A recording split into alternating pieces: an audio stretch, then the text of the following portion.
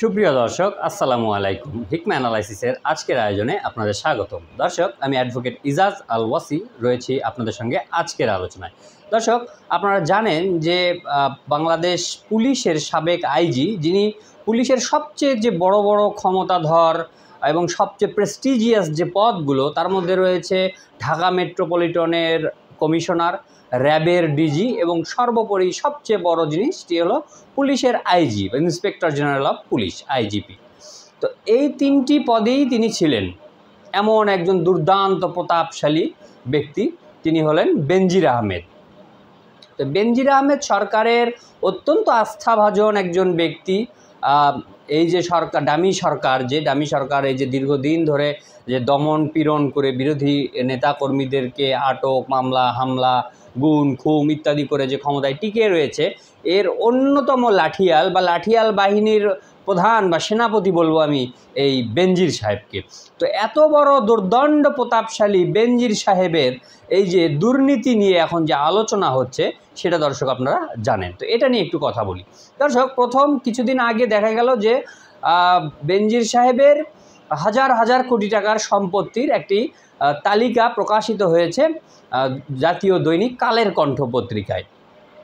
তো এই যে বেনজির সাহেবের যে এই দুর্নীতি, সেটি তো রাতারাতি হয়নি যে রাতে দুর্নীতি করেছে, রাতে চুরি করেছে, সকালে চোরাই মাল সহ ধরা পড়েছে। বিষয়টা কিন্তু তা নয়। বিষয়টা কিন্তু অনেক দিন ধরে ধীরে ধীরে কিন্তু তার এই প্রতিপত্তি, এই যে সাম্রাজ্য তিনি গড়ে তুলেছেন। কিন্তু এতদিন বিষয়টি নিয়ে আলোচনা না হলেও হঠাৎ কেন বিষয়টি আলোচনায় চলে আসলো? এর দুইটি কারণ। একটি কারণ হলো যে ক্ষমতা এমন একটি জিনিস, যে ক্ষমতা যতক্ষণ আপনার কাছে থাকে বা চেয়ার যতক্ষণ আপনার কাছে থাকে, ততক্ষণ আপনাকে অনেকেই সমীহ করবে, নম করবে, কিন্তু যেই আপনি চেয়ার থেকে সরে যাবেন, তখন আপনার 2 পয়সা মূল্য নেই। দুর্দণ্ড প্রতাপশালী এই যে বেনজির, তার বিরুদ্ধে কথা বলার মতো ক্ষমতা কিন্তু কারো ছিল না। যে তার বিরুদ্ধে কথা বলবে, সেটা পত্রিকা কেন, পত্রিকা, আপনি, আমি বা যে কেউ যদি কথা বলার যদি চেষ্টা করে, সে গুম হয়ে যাওয়ার সম্ভাবনা ছিল, সে ক্রস ফায়ারে মারা যাওয়ার সম্ভাবনা ছিল। এখন যেহেতু বেনজিরের চেয়ার নেই, তাই এখন তাকে হাঁস, মুরগি, কুকুর, বিড়াল সবাই লাথি মারার চেষ্টা করবে। তো এটা একটা কারণ হতে পারে। আর সবচেয়ে বড় কারণ সেটি হলো যে একসময় বসুন্ধরা গ্রুপের কিন্তু অত্যন্ত, বাংলাদেশের যেটি নাম করা একটি গ্রুপ, বসুন্ধরা গ্রুপ, ওই যে সোভান পরিবারের, তো এই পরিবারের এই গ্রুপের সঙ্গে খুবই একটি ভালো দহরম মহরম সম্পর্ক ছিল বেনজির সাহেবের। কিন্তু এই সম্পর্কটি পরবর্তীতে কিছুটা স্তিমিত হয়ে যায় এবং রংধনু গ্রুপের যে রফিক সাহেব, তার সঙ্গে একটি ঘনিষ্ঠ সম্পর্ক গড়ে ওঠে বেনজিরের। এবং রংধনু গ্রুপের বিভিন্ন প্রতিষ্ঠান, সেখানে কিন্তু মানে কোটি কোটি টাকার শেয়ার সেখানে কিনেছে এই বেনজির, দিয়ে অটোমেটিক সে একটি রংধনু গ্রুপের অংশ হয়ে গেছে। যেহেতু রংধনু গ্রুপের সে শেয়ার হোল্ডার, রংধনু গ্রুপের সে অন্যতম মালিকে পরিণত হয়েছে বেনজির।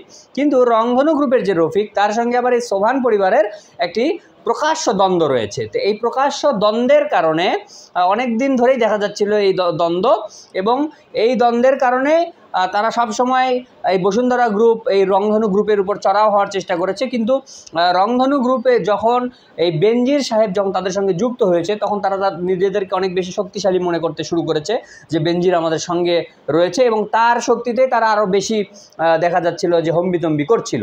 তো সেই কারণে তারা একদম মূলে আঘাত করার চেষ্টা করেছে বসুন্ধরা গ্রুপ। যে রংধনু গ্রুপের শক্তির উৎস যেহেতু বেনজির, তাহলে আঘাতটা আসলে বেনজিরকেই করতে হবে। তো সেই কারণে এই বসুন্ধরা গ্রুপের যে পত্রিকা কালের কণ্ঠ, সেই পত্রিকায় এই যে বেনজিরের এই কালি কারতুত, যেগুলো মানে কালো আমলনামা, এগুলো কিন্তু বেরিয়ে আসে দর্শক। তো একটি পত্রিকা তারা কিন্তু একটা নিউজ যে প্রকাশ করেছে, এটা কিন্তু ভিত্তিহীন নয়। কারণ যদি এটি ভিত্তিহীন হতো, এটার যেটা প্রপার ফোরাম ছিল, যে একটা প্রেস কাউন্সিল আছে, সেই প্রেস কাউন্সিলে কিন্তু এটার বিরুদ্ধে অভিযোগ করা যেত, কিংবা এই নিউজের বিরুদ্ধে কিন্তু চ্যালেঞ্জ করে কোনো মামলা করা যেত। কিন্তু এসব কিছুই কিন্তু বেনজির করেননি, কারণ তার নিজের যে লিগ্যাল যে খুঁটি, সেই খুঁটি কিন্তু শক্তিশালী নয়, কারণ সে নিজেই জানে যে সে চোর। তো সে যেটি করেছে সেটি হলো যে প্রথমত এই নিউজটি প্রকাশ পাওয়ার পরে ফেসবুকে একদিন একটি পোস্ট করেছে যে কুৎসা কা কিস্সা আভি বাকি হ্যাঁ, এরকম একটি, মানে তিনি একটি রহস্য রেখেছেন যে এখনও অনেক কিছু কাহিনী বাকি আছে, এটা পরবর্তীতে প্রকাশিত হবে। এবং পরবর্তীতে দেখা গেল যে তিনি ফেসবুকে লাইভে এসে একটি বক্তব্য দিলেন, কিন্তু তিনি চাইলে কিন্তু একটি প্রেস কনফারেন্স করতে পারতেন, কিন্তু তিনি সেই প্রেস কনফারেন্স করলেন না, কারণ ওই যে তার যে লিগ্যাল যে বেস সেটি আসলে নেই। সে কারণে তিনি যদি প্রেস কনফারেন্স ডাকেন তো সেখানে সাংবাদিকদের নানা প্রশ্নের সম্মুখীন হয়ে তিনি তালগোল হারিয়ে ফেলতে পারেন এবং ধরা পড়ে যেতে পারেন। তো এই বিষয়গুলো মাথায় রেখে তিনি প্রেস কনফারেন্স না করে নিজে নিজে একটি তার মতো করে একটি বক্তব্য তিনি প্রকাশ করেছেন এবং সেই বক্তব্যতে তিনি বলেছেন যে কালের কণ্ঠ যে তথ্যগুলো দিয়েছে এগুলো মিথ্যা, ভুয়া, বিভিন্নভাবে ভুল, অপতথ্য, এগুলো বোঝানোর চেষ্টা করেছেন। তো ওই যেটি আমি বললাম যে এই যদি কোনো পত্রিকা কোনো ভুয়া ভুল তথ্য যদি প্রকাশ করে তাহলে সেটির প্রতিবাদের নিয়ম হচ্ছে যে প্রতিবাদ লিপি সেই পত্রিকায় প্রকাশ করা। তো সেই পত্রিকায় প্রতিবাদ লিপি কি তিনি প্রকাশ করার চেষ্টা করেছিলেন কিনা, প্রতিবাদ লিপি পাঠিয়েছিলেন কিনা, বা তিনি পাঠিয়েছিলেন তারা প্রকাশ করেনি, এ ধরনের কোনো ঘটনা ঘটেছে কিনা সেসব কিন্তু তিনি বলেননি। এ থেকে বোঝা যায় যে তিনি প্রতিবাদ লিপির চেষ্টা করেননি। দ্বিতীয়ত এই যে যেটি বললাম যে প্রেস কাউন্সিলেও তিনি কোনো অভিযোগ করেননি, কোর্টেরও তিনি শরণাপন্ন হননি। অর্থাৎ আইনগতভাবে 3টি প্রতিকার রয়েছে এই রকম একটি যদি মিথ্যা নিউজ হয় তার বিরুদ্ধে, তার কোনো একটিও তিনি প্রয়োগ করার চেষ্টা করেননি। কে জানে, হয়তোবা তিনি যেহেতু অনেক বড় ক্ষমতাধর, আইন আদালতের ঊর্ধ্বে, সে কারণে হয়তো তিনি আইন আদালতকে তোয়াক্কা না করে নিজেই হয়তো এটার বিচারের দায়িত্ব কাঁধে তুলে নিয়েছেন, এমনটি হতে পারে। হলে কিন্তু দর্শক অবাক হওয়ার কিছু থাকবে না, কারণ ওই যে বললাম তার বাড়ি গোপালগঞ্জ, এবং গোপালগঞ্জের অধিবাসী এবং বাংলাদেশ পুলিশের সবচেয়ে যে প্রেস্টিজিয়াস 3টি পদ সেগুলোতে তিনি ছিলেন, এবং মাননীয় প্রধানমন্ত্রী জননেত্রী দেশরত্ন শেখ হাসিনার একজন বিশ্বস্ত লাঠিয়াল তিনি। তো তার তো এইটুকু ক্ষমতা থাকতেই হবে।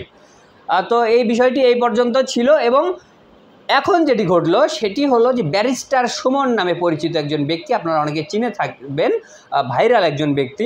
তো এই ব্যারিস্টার সুমন এই বিষয়টিকে আবার সামনে নিয়ে এলেন। তিনি দুদকের হস্তক্ষেপ কামনা করলেন, এটি নিয়ে তিনি আদালতের শরণাপন্ন হলেন যে বেনজিরের যে দুর্নীতি, এই দুর্নীতি নিয়ে কেন আলোচনা হবে না।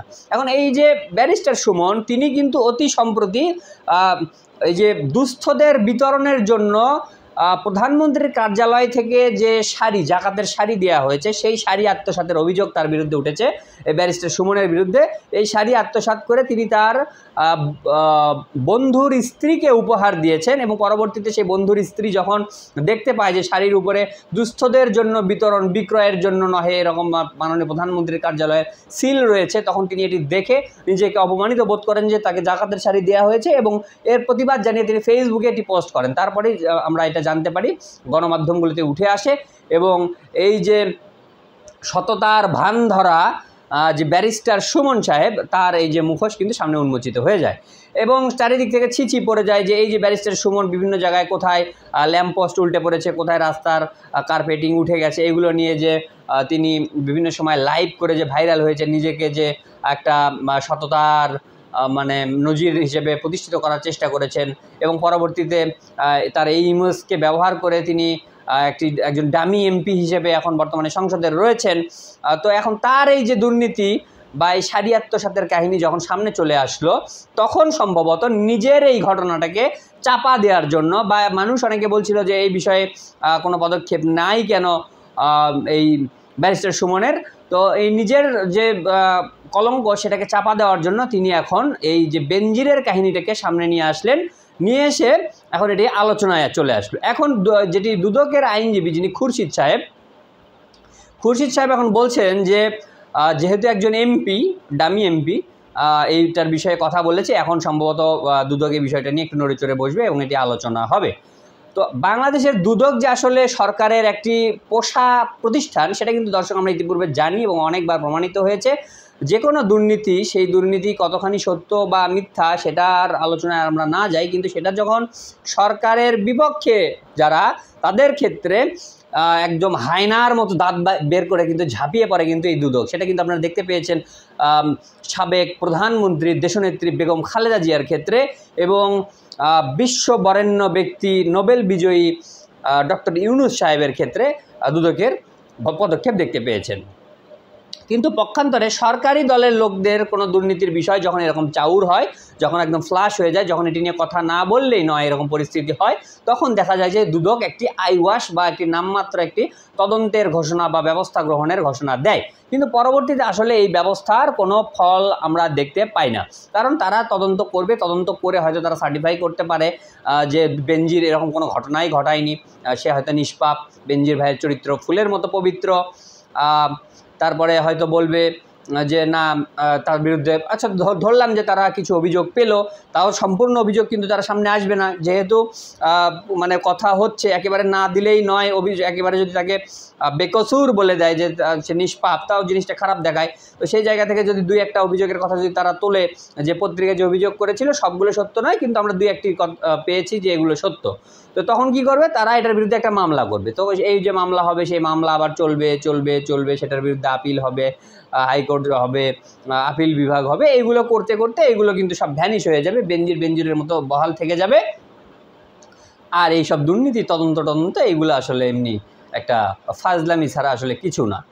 তো এখন এই যে বেনজিরের বিচার কেন হবে না, বেনজিরের যদিও চেয়ার নেই, সে কারণে কিন্তু বসুন্ধরা গ্রুপ এখন ছবল মারার সাহস পেয়েছে, কিন্তু তারপরও সরকার তার কোনো বিচার করবে না। কেন বিচার করবে না? কারণ বেনজির যে একনিষ্ঠভাবে বিশ্বস্ততার সাথে শেখ হাসিনার লাঠিয়ালের দায়িত্ব পালন করেছে, যদি বেনজির এবং বেনজিরকে একটা অঘোষিতভাবে পারমিট দিয়ে রাখা হয়েছে যে তুমি যত ইচ্ছা লুটপাট করো, দুর্নীতি করো, করে খাও, নিজের মতো থাকো, আমাদের কোনো সমস্যা নেই, আমাদের পারপাসগুলো সার্ভ হলেই হলো। এবং বেনজির সেটি সঠিকভাবে করেছে, সে হাজার হাজার কোটি টাকা দুর্নীতি করেছে, লোপাট করেছে, করে নিজের পেট ভরেছে, পক্ষান্তরে শেখ হাসিনার লাঠিয়ালগিরি সে করেছে। তো এখন বর্তমানে যারা শেখ হাসিনার লাঠিয়ালের দায়িত্বে রয়েছে, পুলিশ, র্যাব বা অন্যান্য বাহিনীতে, তারা যদি দেখে যে বেনজিরের মতো এত আস্থাভাজন এবং যারা এই যে শেখ হাসিনাকে ক্ষমতায় এনেছিল তারা, বা সেই বেনজিরের এখন বিচার হচ্ছে, বা এই দুর্নীতির সম্পদের ক্রোক হচ্ছে, বা এই সম্পদের কারণে সে হেনস্থা হচ্ছে, এটা যদি সামনে চলে আসে, তাহলে বর্তমান যারা লাঠিয়াল আছে তারা কিন্তু ভেঙে পড়তে পারে, তাদের মনোবল কিন্তু নষ্ট হয়ে যেতে পারে, তাদের কিন্তু কনফিডেন্সে গ্যাপ হতে পারে, যে যার জন্য করলাম চুরি সেই বলে চোর। তো এরকম একটি পরিস্থিতি হতে পারে, তখন তাদের মনে যে আতঙ্ক সৃষ্টি হবে, তখন এই সরকারের পক্ষে লাঠিয়ালগিরি করার মতো বিশ্বস্ত লোক খুঁজে পাওয়া কিন্তু কঠিন হয়ে যেতে পারে। তো পরবর্তীতে যারা লাঠিয়ালগিরি করবে তাদের যেন আত্মবিশ্বাসের ঘাটতি না হয়, এবং তাদের মধ্যে এই মেসেজটা দেওয়া হবে যে আমি যাদেরকে লাঠিয়ালের দায়িত্বে বসিয়েছি, আমি বলতে শেখ হাসিনা যাদেরকে লাঠিয়ালের দায়িত্বে বসিয়েছেন, তারা যদি সঠিকভাবে শেখ হাসিনার লাঠিয়ালি করে এবং তারা যাচ্ছে তাই যত লুটপাট দুর্নীতি যাই করুক না কেন সেটা যদি করেও, এবং তারপরেও যদি অন্য যে কেউ যদি তাদেরকে যদি ছবল মারার চেষ্টা করে, সেখান থেকেও শেখ হাসিনা তাদেরকে উদ্ধার করবে এবং তাদের কিছুই করা যাবে না, তাদেরকে কোনোভাবেই ক্ষতি করা যাবে না। এই একটি নজির, এই একটি এক্সাম্পল শেখ হাসিনা এখন তার এই যে অন্যান্য অনাগত যে লাঠিয়াল বাহিনী যারা সামনে আসছে বা বর্তমানে রয়েছে তাদেরকে পৌঁছে দেওয়ার চেষ্টা করবে, এবং এর মাধ্যমে বেনজিরের যে আসলে কোনো বিচার হবে বা এই বিষয়ের যে কোনো সুরাহা হবে এটা আমি মনে করি না। দর্শক আজকের আলোচনা এ পর্যন্তই, কথা হবে আবারও। আল্লাহ হাফেজ।